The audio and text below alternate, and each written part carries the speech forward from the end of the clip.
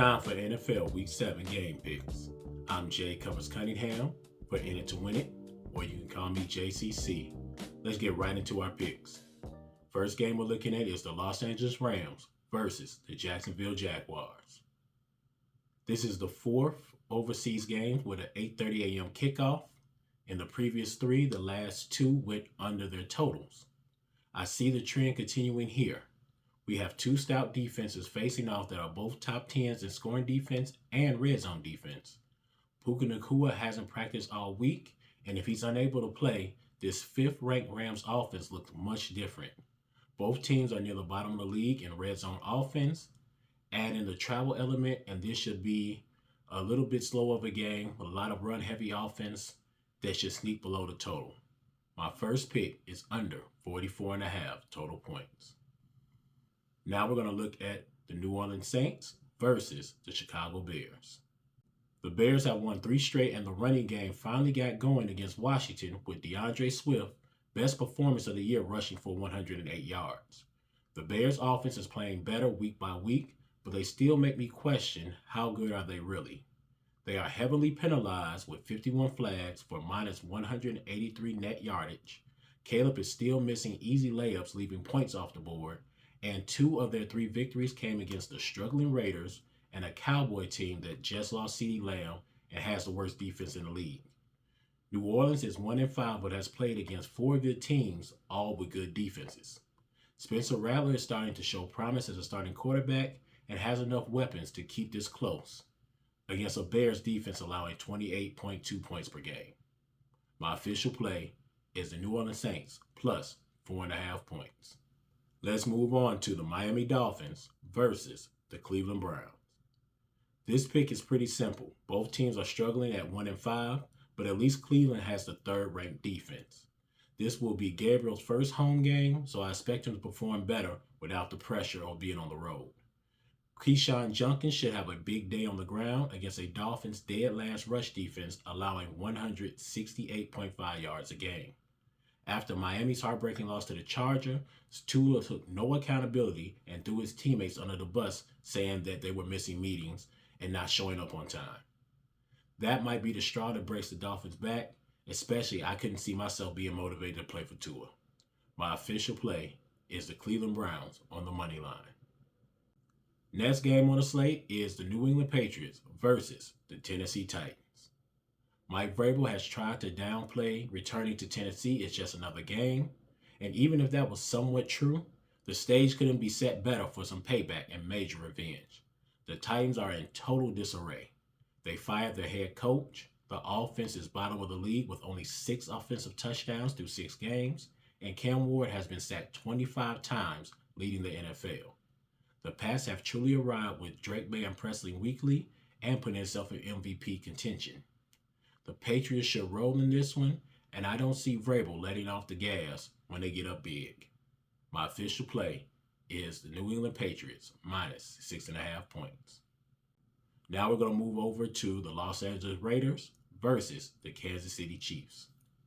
This Chiefs offense is starting to look like the light show of years past, and the bad news for the Raiders is Rashee Rice returns for his first game of the season at Arrowhead. Mahomes has dominated the Raiders in his career with a record of 12-2. Geno Smith has taken a huge step back this season with only 7 touchdowns, 10 interceptions, and 18 sacks. Brock Bowers has missed the last 2 games and is trending towards missing his third, seeing he hasn't practiced all week. The Chiefs' defense has some miscues, but it is trending in the right direction. This is a total mismatch. I know in divisional games, 12.5 points is a lot to lay, and the Raiders have kept this matchup close recently. So I'm going to look at the total, with KC putting up 30 points, 28 points, and 37 in their last 3. My official play is over 45.5 total points. Let's move on to the Carolina Panthers versus the New York Jets. I don't think anyone envisioned the Jets being this bad. Justin Fields threw for 45 yards and was sacked 9 times against the Broncos last week. Now leading receiver Garrett Wilson is doubtful with a knee injury. The Panthers' defense isn't on the same level with the Broncos, but they are solid against the run, being ranked 9th allowing only 94.5 yards a game. The Panthers have won 3 of their last 4 games, and running back Rico Dow has been explosive with 473 scrimmage yards in his last 2 games, replacing Herbert, dealing with a calf injury. Herbert plans to return Sunday, so Carolina should be able to ground and pound the Jets' 23rd ranked rushing defense, allowing 130 yards per game. Aaron Glenn has a lot of problems with this team, and he won't be dancing anytime soon. My official play is the Carolina Panthers -1.5.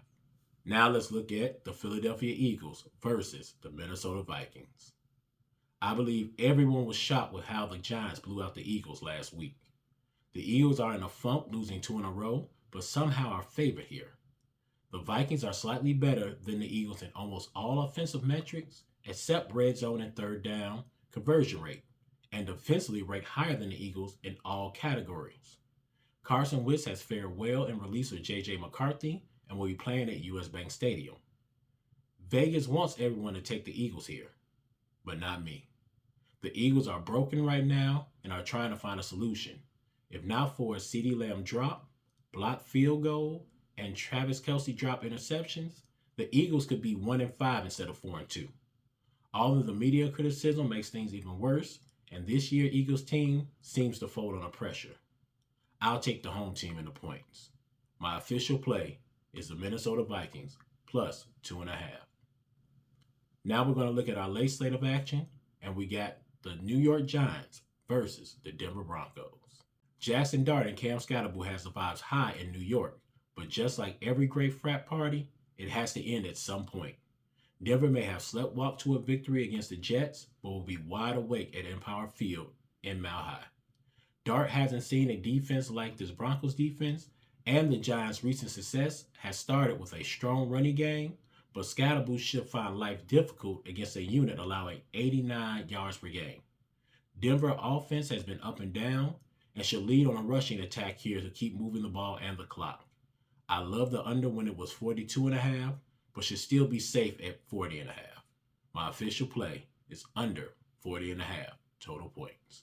Let's move on to the Indianapolis Colts versus the Los Angeles Chargers.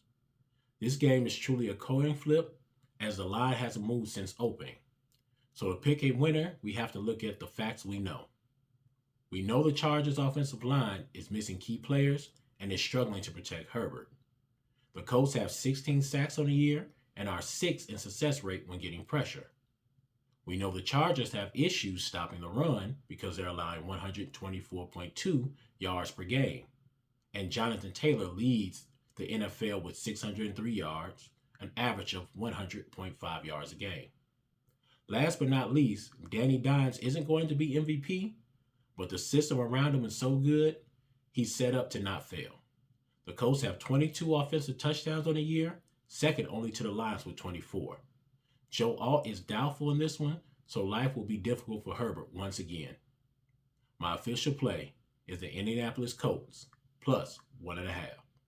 Next up is the Washington Commanders versus the Dallas Cowboys. This could have been a great measuring stick for where these teams truly stand in the NFC East, but Washington is missing too many pieces. Terry McLaurin and Noah Brown are out again. Debo is still questionable and really looked like his heel injury is more problematic with his subpar performance last week against the Bears. And now Zach Ertz has been added to the injury report with a shoulder and calf injury. The Cowboys defense is still horrible, but the offense is number 1 in the league. Even more bad news for Washington is CeeDee Lamb will return for this matchup.